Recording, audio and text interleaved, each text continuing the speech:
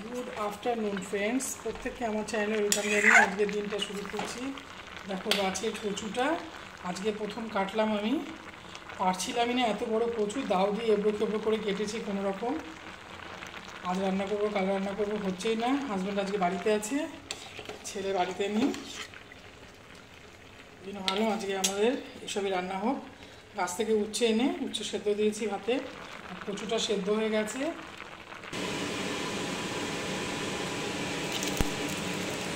একটু চিংড়ির শব্দ হচ্ছে,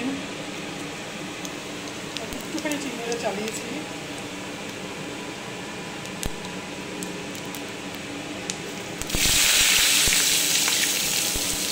ফোড়ন দিন,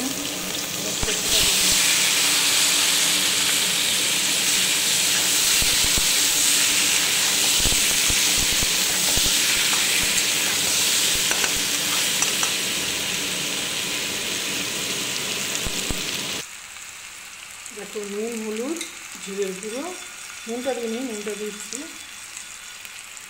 জিরের গুঁড়ো লঙ্কার গুঁড়ো আর সামান্য হলুদ নুন দিলাম। কচুরে কিন্তু আর কিছু দেবো না, আমরা কচুর মধ্যে আদা রসুন পেঁয়াজ এগুলো খাই না তো, মানে তাহলে কচুর যে স্বাদ সেটা কিন্তু নষ্ট হয়ে যায়। কচুর একটা টেস্ট আছে কিন্তু, আর তো বাড়ির কচু বুঝতেই পারছো।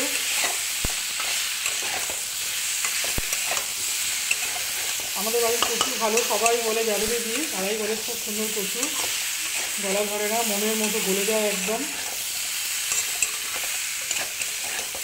একটু ভেজে নেবো, ভেজে তারপরে জল দেবো।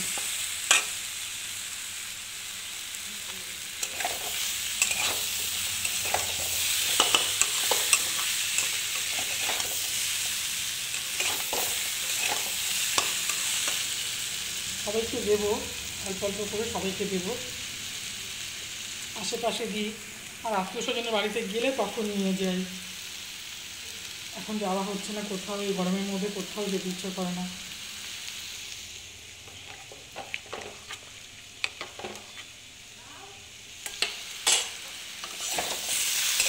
ভেজে নেবো, ভেজে নিয়ে তারপরে জল দিয়ে দেবো।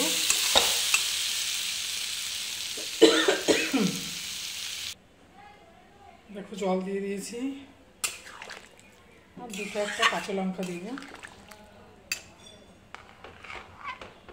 আর মাছ ভেজে রেখেছি, ভেবেছিলাম কই মাছ দিয়ে রান্না করবো, কিন্তু আজকে কাতলা মাছ রাখলাম। দেখো কাতলা মাছ ভেজে রেখেছি, খুব কড়া করে মাছটা আজকে ভেজেছি। দেখো কচু কেটেছি, আর পাট শাকগুলো বাছবো, এখন পাট শাক রান্না করবো। পাট শাক কবেই এনেছি, ফ্রিজে ছিল। ফ্রেন্ডস, আমারও পাটের বীজ রয়ে গেছে, কিন্তু আমার লাগানো হয়নি এখনো।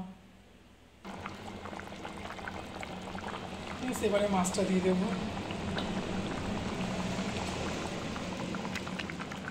মাছের মাথা বটি খেতে খুব ভালোবাসে এগুলো, এখন ও বরাবরই মাছের মাথা পছন্দ করে, যে কোনো মাছের মাথাই খেতে ভালোবাসে।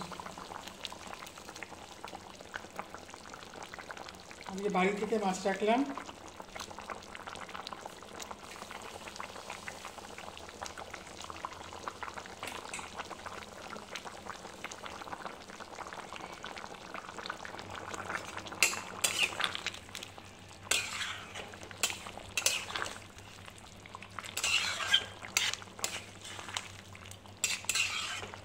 কচুর কিন্তু একটু ঝোল রাখতে হয়, কারণ কচুর তরকারি না একদম শুকিয়ে যায়, ঝোল ঝোল নামালেও কচুটা কীরকম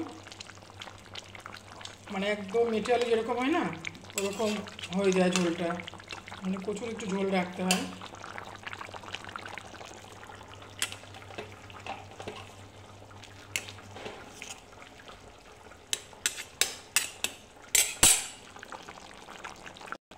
সব মাছ দিনই খানিকটা মাছ রেখে দিয়েছি,